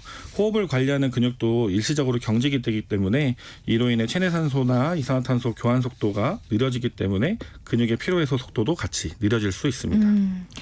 오늘은 여름철 건강관리법과 운동법에 대해서 이야기 나눠보고 있는데요. 여름철 운동법에 대해서 궁금한 점이 있으신 분들 문자 보내주시기 바랍니다. 노래 한 곡 듣고 상담해드릴게요. 라이크 준의 하프 마라톤. 네, 또 많은 분들이 문자 보내주셨으니까 살펴보겠습니다. 8988님, 오래 걸으면 발목이 찌릿찌릿할 때가 있는데요. 그럴 땐 파스를 붙이면 좋을까요? 아니면 찜질을 하는 게 좋을까요? 또 찜질을 한다면 언제 냉찜질을 하고 언제 온찜질을 해야 하는지 헷갈리는데요. 조언 부탁드립니다 하셨어요. 네. 발목이 찌릿찌릿할 때가 있다고 하면 사실 이것도 통증에 가까운데요. 운동을 하실 때 통증을 느끼지 않는 범위까지 일단 운동을 해보시는 거를 권해드리고요. 네. 그래도 뭐 생활 때문에 어쩔 수 없이 이런 통증이 느껴진다고 하시면 그때는 발목을 한번 만져보시는 게 좋습니다. 그래서 내가 통증을 느껴지지 않는 발목이랑 통증을 느끼는 발목이랑 만져봤을 때 열감이 확실하게 느껴지신다면 그때는 냉찜질을 하시는 걸 권해드리고요. 네. 냉찜질의 시간은 10분에서 15분 정도 하시는 걸 권해드립니다. 그리고 가능하면 최대한 자주 많이 해주시는 게 좋아요. 근데 여기서 많이는 한 번의 많이가 아니라 10분, 15분을 하루에 몇 번이나 자주 좀 해주라는 자주 말씀이시죠? 많이 해주는 것이 가장 좋습니다. 그 어떤 돈이 들어가는 치료보다도 사실 냉찜질만 잘 해주셔도 통증이 관리가 되는 경우가 많고요. 네. 이렇게 해도 통증이 계속해서 발생을 한다면 파스를 붙이는 것은 저는 잘 권해드리진 않습니다. 파스를 붙인다는 것 자체가 이제 진통 소염 효과가 있어서 당장의 아픔을 덜 느끼긴 해줄 수 있지만 그 상태로 쉬시면 괜찮은데 활동을 더 많이 하시게 되면 오히려 파스를 떼고 났을 때 더 큰 통증을 느끼실 수도 있습니다. 네. 4817님, 발가락이 편해서요. 니트 재질로 된 운동화를 신고 있는데요. 한쪽으로 쏠리는 느낌이 좀 있는데 괜찮을까요? 또 러닝화가 아닌 일반 운동화를 고르는 기준이 있다면 그것도 좀 추천해 주시기 바랍니다 하셨어요. 네, 요 니트 재질로 된 운동화가 예쁘기도 하고 많이들 신으시는데요. 네. 사실 이 운동화라는 것 자체가 소모품입니다. 그래서 사용하시다 보면 발볼이 늘어난다든지 발목을 잡아주는 부분이 좀 헐거워진다든지 네. 이런 것들이 많이 생기는데 특히 이런 니트 재질로 된 운동화는 이런 부분에 있어서는 좀 많이 약하다고 더 볼 수 빨리 있습니다. 늘어나는 것 같아요. 네, 맞습니다. 그래서 뭐 큰 활동을 하지 않고 좀 예쁘게 신으실 때는 사용하시고요. 이렇게 운동을 하실 때는 사실 좀 단단한 운동화를 신는 걸 권해드립니다. 여기서 운동화, 특히 이제 일반 운동화를 고르는 기준이라고 한다면 사실 신었을 때 발이 아픈 곳이 없는 게 가장 중요하고요. 그래서 발볼이 넓은 분도 있고 발볼이 좁은 분도 있어요. 그래서 네. 그 발 형태에 맞는 신발을 고르시기를 권해드립니다. 2514님, 나이가 들수록 근력이 필요하다고 하는데 부모님이 운동을 잘 안 하십니다. 나이가 들면 골절이 더 걱정이라고 자꾸 핑계를 대시고요. 평소에는 좀 많이 걷는 편이시긴 하지만 자꾸 생활 속에서 충분히 운동을 하고 있다고 이야기하시거든요.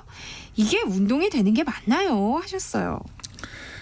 가장 어려우면서 많이 듣는 질문 중에 하나입니다. 네. 네. 한 가지 말씀드릴 거는 노동이랑 운동은 일단 절대 다르고요. 그리고 우리가 생활 속에서 움직이는 정도는 사실 운동이라고 말하기는 어렵습니다. 그래서 운동이라는 거는 내가 이제 적응되지 않은 정도의 강도를 하시는 게 제일 좋아요. 네. 그래서 일반적으로 우리가 출퇴근길에 걸으시거나 밤에 나가서 산책들을 많이 하시는데 기분 전환은 되지만 운동이라고 보기는 좀 어렵습니다. 그래서 좀 어느 정도는 힘든 정도로 땀을 흘리거나 심박수가 좀 올라가는 정도로 운동 강도를 설정해서 운동하시는 걸 권해드립니다. 네. 임재희님은요, 평소에는 괜찮은데 걸음을 걷기 시작하고 5분 정도 경과한 후부터 계속 한쪽 발바닥에 통증이 심합니다. 계속 걸으면 통증이 계속되고요. 멈추면 또 통증은 감소하고 사라져요. 병원에 가봐야 하나요? 하셨어요. 이건 굉장히 좋은 신호일 수 있습니다. 통증이라는 거는 사실 우리가 나쁜 감각으로만 치부하는 경우가 많은데요. 사실 몸에서 보내는 살려달라는 신호입니다. 네. 그래서 이렇게 5분 정도 경과 후에 통증이 생기고 있다고 하면 사실 이것에 대한 원인을 찾는 게 중요한데요. 그래서 지금 뭐 조금 쉰다고 해서 통증이 줄어든다고 자꾸 반복적으로 걷지 마시고 더 늦기 전에 뭐 좀 제대로 진단받을 수 있는 곳에 가셔서 검사를 받아보시고 원인을 찾으시길 바랍니다. 네. 똑똑 라디오 주치 오늘 여기까지 하겠습니다. 기능운동재활협회 한석규 대표와 함께했습니다. 고맙습니다. 네, 감사합니다.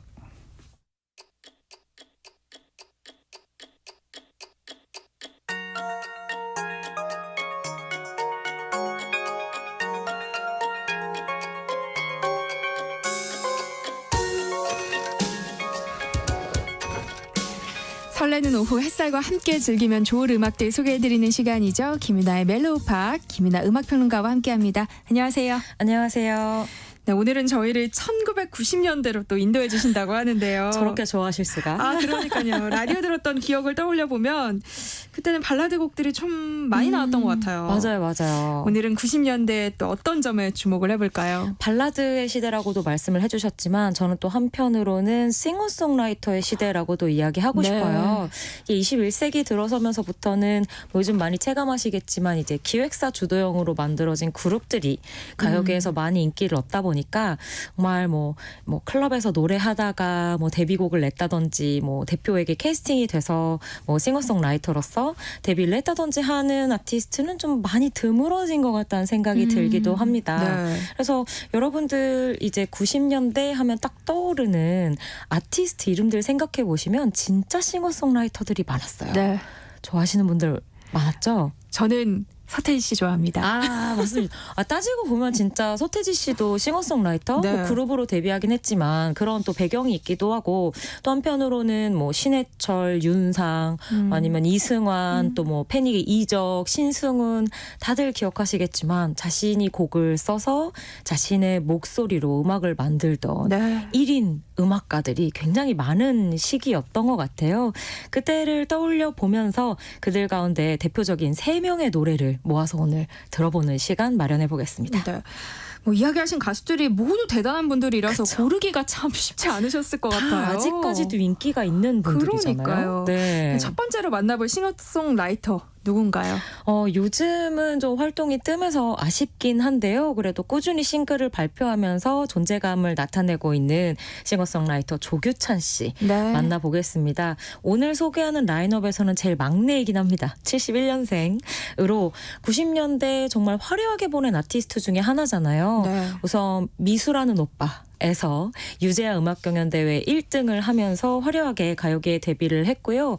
데뷔한 이후에도 음악가 집안으로 유명했어요. 네. 혹시 기억하시는지 모르겠는데 그 삼형제 동시에 다 음악을 해서 조트리오라고 네. 하는 팀으로도 활동을 했었고 맞아요. 특히 아버지가 나화랑 씨였습니다. 그 닐리리만보라는 곡으로도 유명한 한국 가요계를 대표하는 이름의 네. 또 부인이 가수 헤이 그리고 처제가 가수 소이 처남이 가수 폴킴 뭐 이래서 정말 음악가 집안으로 그렇네요. 유명한 아티스트죠. 그러면 조규찬 씨의 어떤 곡 우리 함께 들어볼까요? 조규찬 씨가 뭐 발라드 곡으로도 많이 알려져 있지만 그 다양한 장르를 참 잘 소화하는 좋은 보컬리스트였거든요. 그 가운데 최근 그 90년대 세련된 팝, 시티팝을 좋아하는 젊은 세대들 가운데 또 입소문이 나고 있는 곡이 하나 있어요. 당시에도 타이틀곡이었던 충고 한마디 할까보다 이 곡이 라디오에서 굉장히 많이 사랑받았던 기억이 나는데요. CF, 요게 캠퍼스 프렌드. 의 약자입니다. 친구 이상, 연인 이하의 미묘한 감정을 담고 있는 곡인데요. 한번 감상해 보시죠. 네, 함께 들어보시죠. 조규찬의 CF 함께 들어봤습니다. 전주가 나오는 순간부터 90년대 느낌이 물씬 나서 네. 추억에 잠기신 분들이 많을 것 같아요. 유정선 씨도 와 조규찬 너무 좋아합니다 이렇게 보내주셨네요. 조규찬 씨 뭐 90년대 라디오 좋아하고 음악 좋아하시는 분들 중에 안 좋아하는 분들이 있었을까요? 네. 입담도 정말 좋아서 라디오 DJ도 오래 하셨던 걸로 기억하고 있는데 새로운 노래 어려워도 많이 내주셨으면 하는 바람들 가지고 있습니다. 팬들이 기다리고 있어요. 맞아요. 네, 이 여세를 몰아서 두 번째로 만나볼 90년대 싱어송라이터 누군가요? 지금 90년대라고 이야기하면 좀 서운해할지도 모를 만한 분을 준비해봤어요. 네. 왜냐하면 지금 당장도 7, 8시간씩 아직도 공연을 하고 있는 알 것 같아요. 와 정말 대단한 체력의 소유자입니다. 이승환 씨를 준비 네. 한번 해봤어요. 이승환 씨도 정말 90년대를 대표하는 아티스트고 특히 어린 왕자라고 하는 별명으로 당시에는 유명했었죠. 89년 데뷔입니다. 그때 이제 독집 솔로 앨범 BC603이라고 하는 앨범으로 데뷔를 했고요. 처음에 그 에피소드도 좀 재미있었어요. 부모님이 이제 음악을 못하게 막았는데 유산이라고 생각하시고 저에게 한 번만 투자하십시오. 이렇게 이야기를 해서 그 아버지가 준 돈으로 소속사를 차려서 음반을 내서 발표해서 실제 성공까지 이끈 네, 대단한 인물입니다. 뭐 이승환 씨는 지금도 활발히 활동하고 있잖아요. 맞아요. 아무래도 탄탄한 음악 세계가 구축돼 있어서 가능한 일이 아닐까 싶어요. 생각해보면 그렇게 시작 때부터 자기의 비전을 막 당당하게 얘기할 정도로 사실 여러 가지로 음악가이자 또 비즈니스맨으로서의 여러 가지 현명한 포인트를 가지고 있는 음악가라고 생각을 하는데요. 네. 특히나 그 가운데에서 90년대 이승환 하면 딱 떠오르는 게 저는 그 4집 휴먼 그리고 5집 사이클이라고 하는 앨범이었어요. 이게 뭐 천일 동안이나 뭐 이런 히트곡들이 많이 나오기도 했지만 한편으로는 한국 음악계의 질을 한 단계 높여줬다는 이야기를 들을 정도로 어마어마한 물량 공세가 들어간 음반이었거든요. 뭐 미국에서 막 올로케로 전부 녹음 작업을 진행을 하거나 미국의 유명 프로듀서를 데려오거나 자신이 세운 어떤 스튜디오에서 녹음을 하거나 정말 독보적인 어떤 음악가로서의 발자국을 많이 남겼기 때문에 사실은 지금까지도 이승환 씨가 좀 든든하게 음악가로서의 뒷배를 가지고 음악을 할 수 있는 배경이 되지 않았나 싶기도 합니다. 네, 이정님이 영원한 젊은 오빠 승환 오빠 그 가운데 어떤 곡을 들려주실 건가요? 하시네요. 네, 제일 좋아하는 곡 중에 하나예요. 저로서는. 그리고 저희 멜로우팝 이 느낌에도 어울리는 곡 준비해봤는데 그렇게 어마어마한 물량 공세가 되기 직전 3집 마이스토리 가운데에서 화려하지 않은 고백이라는 곡을 준비해봤어요. 이 곡은 이승환 씨와 또 절친이자 좋은 음악 파트너죠. 오태호 씨, 2호 공감을 같이 하게 됐던 오태호 씨의 풋풋한 감성과 이승환의 목소리가 참 잘 어우러진 곡입니다. 준비해봤습니다. 함께 듣고 올게요.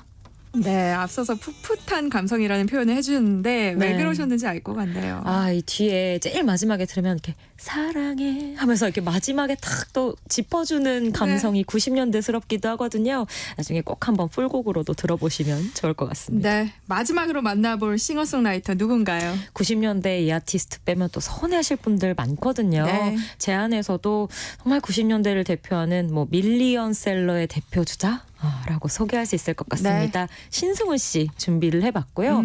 기록의 사나이였어요. 신승훈 씨는 90년대 뭐 14주 연속 음악방송 1위, 뭐 대단했죠. 7연속 밀리언셀러 앨범, 정말 모든 숫자들이 신승훈 씨의 뒤에 붙어있던 기억이 나는데요. 신승훈 씨의 노래 가운데에서도 멜로우한 곡으로 제가 한번 준비해봤습니다. 어떤 곡이에요?